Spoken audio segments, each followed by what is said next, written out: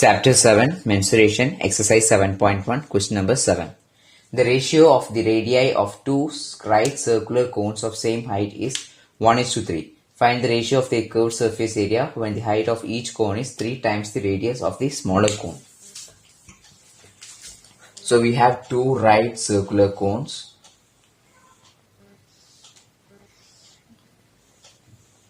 And this is its radius,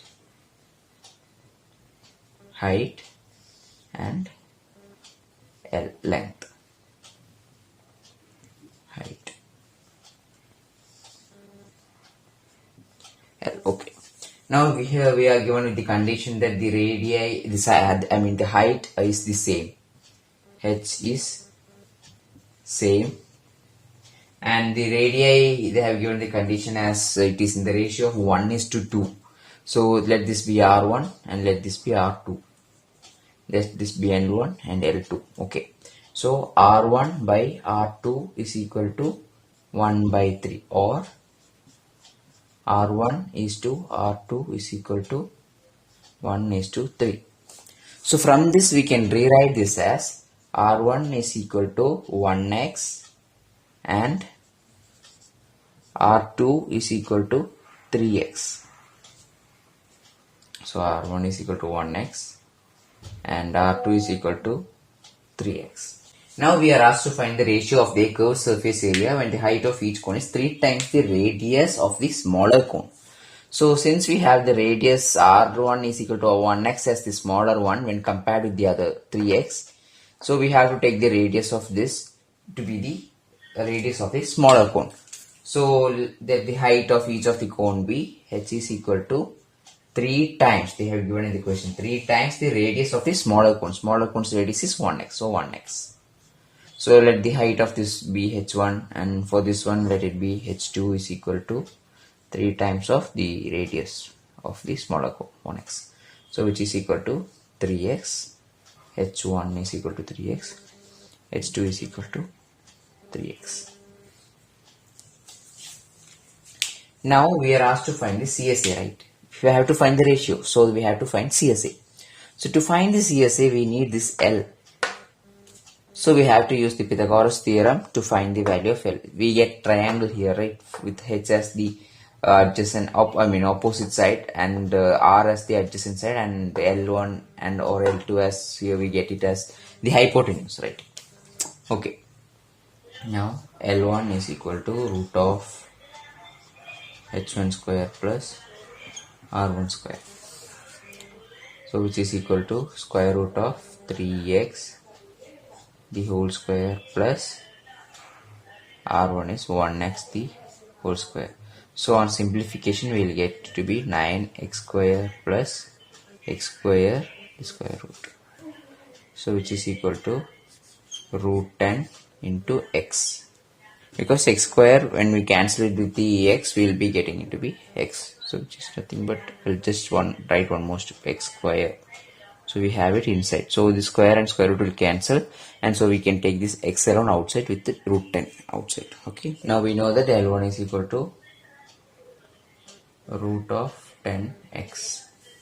Now for L2, L2 is equal to, what is it?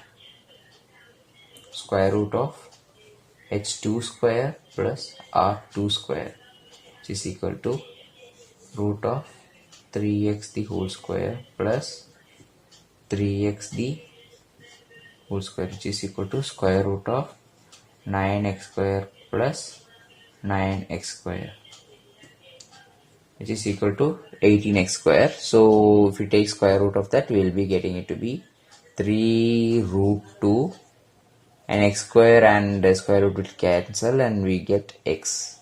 So 3 root 2x. L2 is equal to 3 root 2x. If you want, I can just simplify this also, right? I'll write like this here. Okay, this one, root of, here we have two terms right here, right? So we can write 2 into 9x square. So 9 can be written as 3 square. So 3x the whole square. Square and square root will get cancelled. So we can take 2 inside the square root and 3x we can take it outside.